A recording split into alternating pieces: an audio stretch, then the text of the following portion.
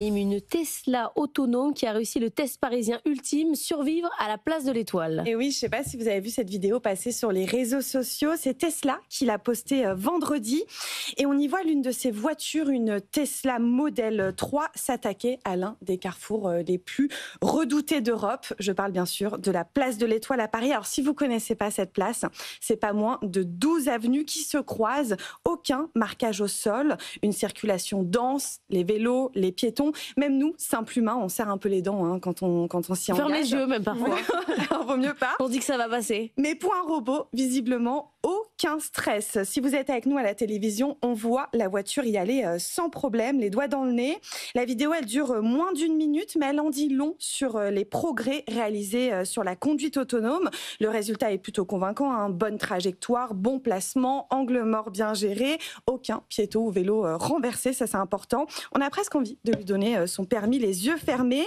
Un conducteur humain n'aurait sans doute pas fait mieux. C'est donc le test ultime pour Tesla. Alors on voit quand même pour ceux qui sont Canal 24 ou sur la télé sur BFM Business qu'il y a les mains quand même.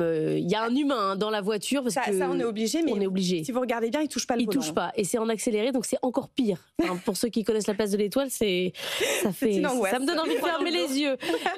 Ce qui est impressionnant, c'est que il y a pas de lidar. Non, en fait, ça c'est vraiment la marque de fabrique de Tesla. Zéro lidar, zéro radar, juste des caméras haute définition tout autour du véhicule et bien sûr de l'intelligence artificielle embarquée. L'IA, elle s'entraîne en fait en permanence sur des milliards de données qu'elle reçoit tous les jours grâce à la flotte mondiale de Tesla qui compte plus de 7 millions de véhicules.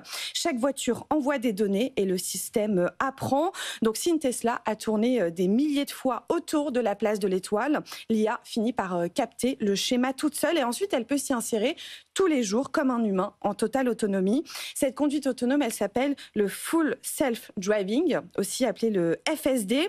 En pratique, la voiture, elle se débrouille toute seule, mais comme vous le disiez tout à l'heure, Laure, un conducteur reste nécessaire avec les mains derrière le volant, histoire d'être prêt à reprendre le contrôle à tout moment. On appelle ça la conduite autonome supervisée. Donc ça sert à rien. Moi, je reste convaincue que la voiture autonome n'a pas d'avenir. Mais non, parce que quel est le gain d'être derrière un vous pouvez faire volant. autre chose, vous pouvez lire un livre. Non, parce qu'il faut que vous regardiez quand même autour de vous. C'est les débuts. Peut-être que dans 5 ans, 10 ans, vous serez allongé en train de dormir et vous irez à Marseille en Le voiture. gain sur la mobilité, je trouve, est très faible. C'est vrai ? Oui, je vois pas. Non, c'est vraiment, j'y crois pas. Pour moi, c'est comme le laserdisc. Vous voyez, à un moment donné, on y croyait, puis en fait, ça sert à rien. L'objectif, quand même, pour Tesla, c'est d'ouvrir le marché européen, puisque vous ne pouvez pas avoir une conduite totalement autonome. Et non, ça c'est le message caché derrière cette vidéo. Tesla veut montrer que son système est prêt et veut faire pression sur les régulateurs européens pour obtenir le feu vert. Aujourd'hui, le FSD il est autorisé aux États-Unis, au Canada, au Mexique et même en Chine. Mais en Europe, vous connaissez notre vieux continent, les règles sont beaucoup plus strictes. Seul le niveau 3 est toléré pour l'instant. C'est celui où vous pouvez en fait lâcher le volant, mais uniquement dans des cas précis comme dans un parking ou dans des embouteillages.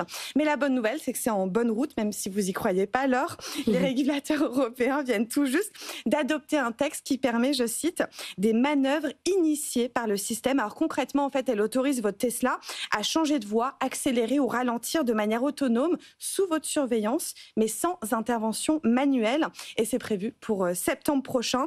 Mais attention, ça concerne seulement la conduite autonome sur l'autoroute, en tout cas pour le moment.